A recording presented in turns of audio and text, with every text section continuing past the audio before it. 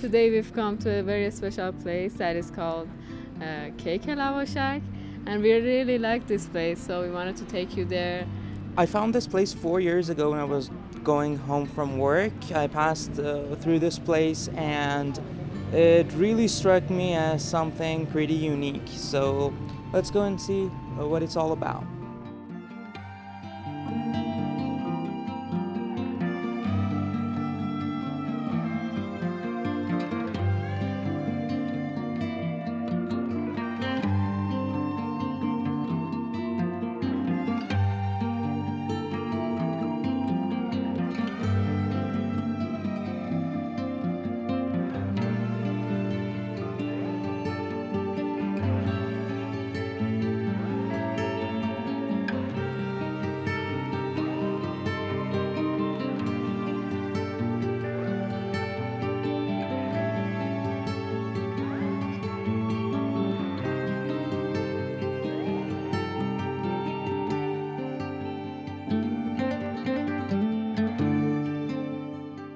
Hi guys, I'm Dariush Saftari and I'm industrial engineer.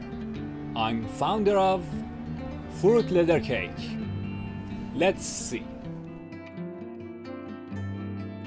So leather fruit is a very sour snack that has a lot of fans in Iran.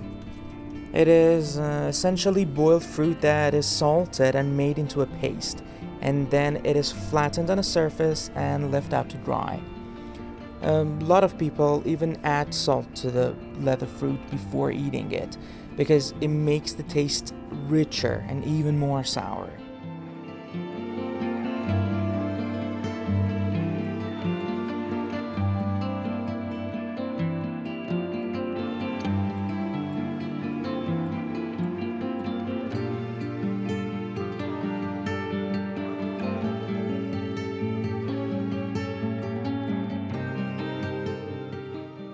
وقتی که جوان‌تر بودم واقعا خیلی به نظرم این چیزا خوشمزه بود، ولی هیچ کدومش طبیعی و سالم نبود و من خیلی دوست داشتم که یه همچین کاری رو انجام بدم. این همیشه توی ذهنم بود.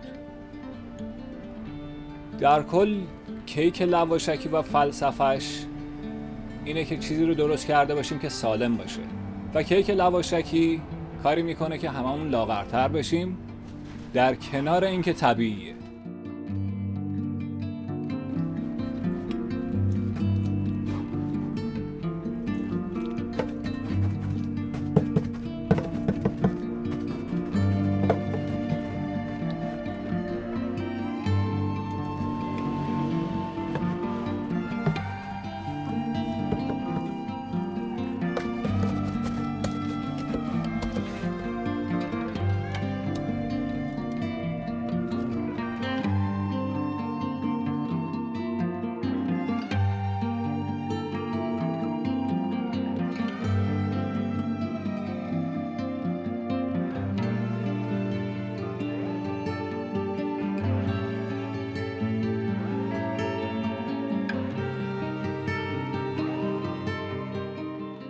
ما مناسبات هایی توی ایران داریم مثل یلدا و ولنتاین و روز عشق ایرانی با نام سپندار مزگان.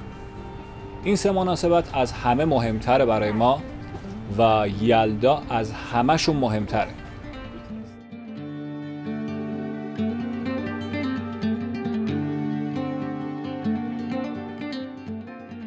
یه عالمه مشتری داریم، یه عالمه استوک.